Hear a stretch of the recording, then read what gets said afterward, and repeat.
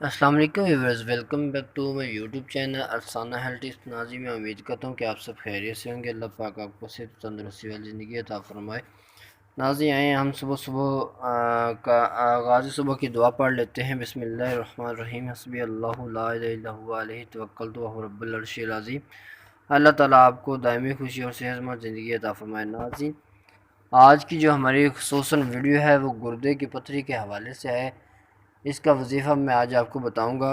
بہت سے لوگ اس بیماری میں مبتلا ہیں جس کی وجہ سے ان کو یہ گردے کا مسئلہ رہتا ہے۔ نمبر ایک تو اصل میں اس پانی کا بہت زیادہ مسئلہ ہوتا ہے جس کی وجہ سے ہمارے گردے خراب ہو جاتے ہیں، اور بہت سی چیزیں ہیں جس کا ہم اپنا خیال نہیں رکھتے جس کی وجہ سے گردے خراب ہوتے ہیں۔ تو ہمیں وقتاً فوقتاً اپنے ڈاکٹر سے اس کا الٹرا ساؤنڈ کرواتے رہنا چاہیے تاکہ ہم اس کی صحت کے بارے میں اس کا جو ہے گردے کا خیال رکھ سکیں پراپر اور اپنا علاج کروا سکیں۔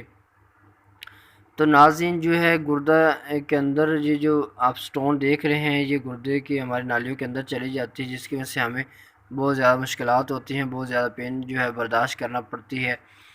تو اس کے علاوہ ہمارے پاس کوئی حل نہیں ہوتا۔ بہت سے لوگوں کا دل ایسے کرتا ہے کہ جب یہ پین ہوتی ہے تو ہم کچھ اپنے آپ کو کر لیں، لیکن آپ گھبرائیں نہیں ناظرین، میں آج آپ کو ایک بہت زبردست وظیفہ بتانے والا ہوں۔ گردے کی پتھری کروانے علاج ہے۔ آپ اول لا کے درود شریف ایک بار پڑھیں اور 7 بار آپ نے سورۃ علم نشرہ ہر بار سورت شروع کرنے سے پہلے ایک بار بسم اللہ الرحمن الرحیم پڑھ کر گردے پر دم کیجیے۔ انشاءاللہ اللہ تعالیٰ نے چاہا تو آپ کی گردے کی پتھری نکل جائے گی اور کسی بھی قسم کا مسئلہ نہیں ہوگا آپ کو، اور کوئی بھی پڑھ کر دم کر سکتا ہے اس کو۔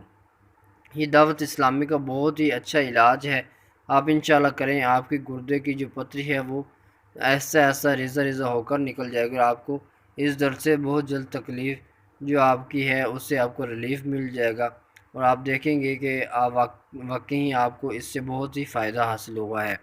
ناظرین اس وظیفے کو کرنا مت بھولیں۔ ناظرین میں امید کرتا ہوں کہ آج کی ہماری ویڈیو آپ کو پسند آئی۔ اگر ہماری ویڈیو آپ کو پسند آئی تو پلیز اس کو لائک کریں، شیئر کریں، اور اپنے دوستوں کے ساتھ ہو سکتا ہے کسی کا بھلا ہو جائے اس میں۔